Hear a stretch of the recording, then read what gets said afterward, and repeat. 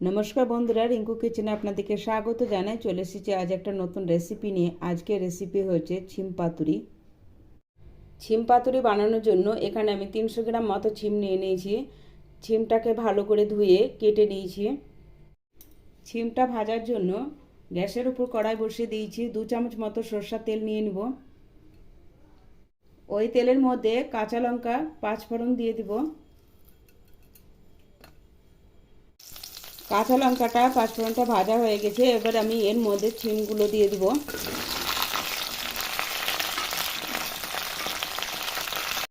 সামান্য পরিমাণে লবণ দিব। ভালোভাবে লবণের সাথে মিশিয়ে নিব। লবণটা দিলে ছিমটা ভালোভাবে সিদ্ধ হয়ে যাবে। ভালোভাবে লবণের সাথে মিশিয়ে নিব ছিমটা। এবার আমি ঢেকে 4-5 মিনিটের জন্য লো ফ্লেমে ছিমটা ভাজার জন্য রেখে দিব। ছিমটা আমি ভাজার জন্য রেখে দিয়েছি। ততক্ষণ আমি ছিম পাতুরির জন্য মশলাটা বানিয়ে নিব। 1 ইঞ্চি মতো আদা নিব, 3-4টি কাঁচা লঙ্কা নিব, 2 চামচ মতো কালো রাই বা সর্ষে নিব, 1 চামচ মতো পোস্ত নিব, হাফ চামচ মতো জিরে নিব। এবার আমি এই মশলাটা একটা মিক্সি জারে পেস্ট বানিয়ে নিব। 4-5 মিনিট পরে ঢাকনাটা উঠিয়ে নিব। দেখুন ছিমটা অনেকটা ভাজা ভাজা হয়ে এসছে।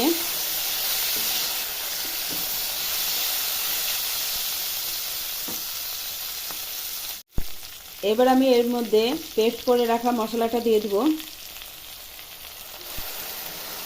আমি এখানে কালো সরষেটা ব্যবহার করেছি, আপনারা চাইলে সাদা সরষেটা ব্যবহার করতে পারেন।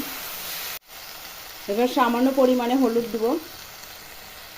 শিমটা ভাজার সময় আমি সামান্য লবণ দিয়েছিলাম, এবার স্বাদ অনুসারে লবণ দিয়ে দিব।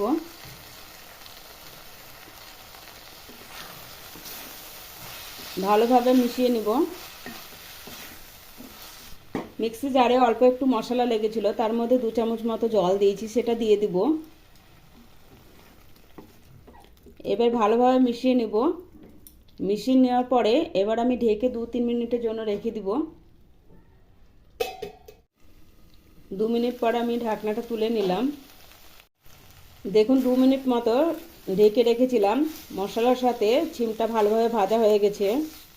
এবার আমি এর মধ্যে নারকেল কুড়ে রেখেছিলাম দিয়ে দিব।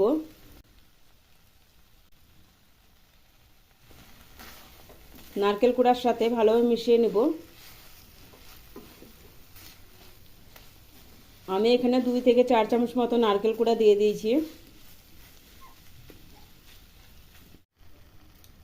নারকেল কুড়াটা ভালোভাবে মিশিয়ে নিয়েছি চিমের সাথে। এবার সামান্য চিনি দিব। চিনি দিয়ে এবার ভালোভাবে মিশিয়ে নিব।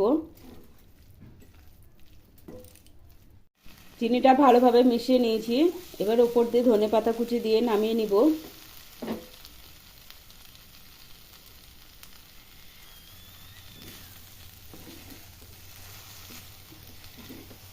দেখুন আমার ছিম পাতুরি রেডি হয়ে গেছে পরিবেশনের জন্য।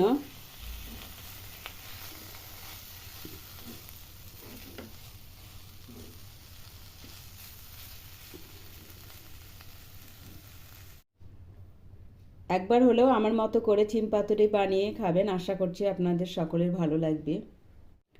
আমার ভিডিওটা ভালো লাগলে লাইক করবেন, বেশি বেশি করে শেয়ার করবেন। আমার চ্যানেলটা সাবস্ক্রাইব করা না থাকলে আমার চ্যানেলটা সাবস্ক্রাইব করার অনুরোধ রইল।